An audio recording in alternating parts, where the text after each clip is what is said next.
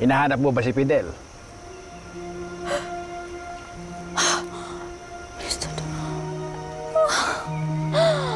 Sir, please, wag naman.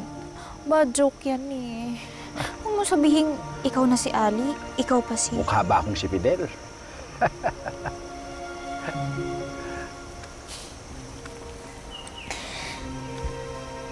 Sir, pasensya na kayo ha.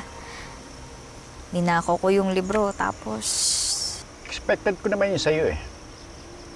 Pero tapos na ang kwento. Nandito ako para sunduin ka, okay? Sandali lang po, si Fidel pa. Nahulaan mo na ba kung ano ang papel niya sa kwento?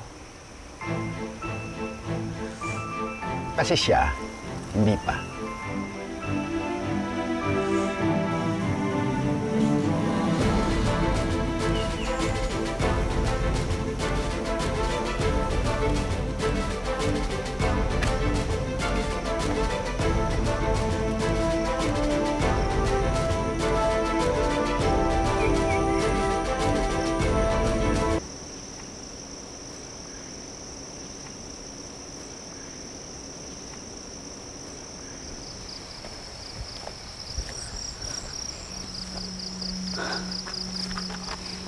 Fidel.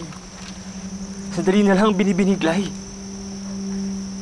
Baka nandito na sa mga likurang pahina ang aking pangalan. Baka nasa may likuran.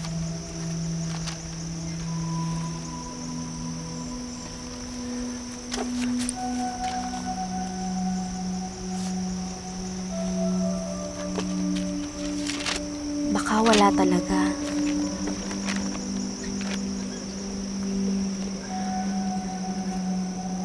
Kung gayon ay bakit? Ano ang dahilan ni Rizal kung bakit hindi niya sinama ang aking pangalan sa libro? Ay, bakit hindi ko kasali?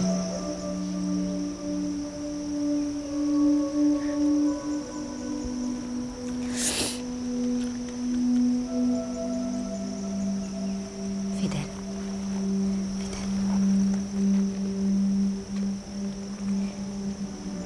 Tingnan mo.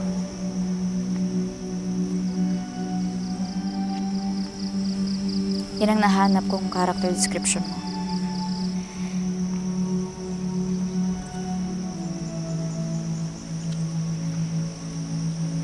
Isang kaibigan ni Crisostomo Ibarra. Na may mukhang palabiro. At yung pangalan na ginamit ay yung pangalan na pinangkukot siya sa akin nung nasa seminaryo pa ako.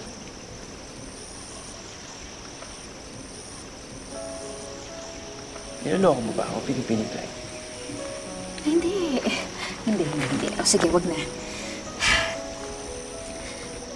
Ito lang kasi yung nabasa kong tauhan na pwedeng maging ikaw. Nagtataka nga ako eh, kasi hindi naman ganitong kalaki ang papel niya sa unang nobela.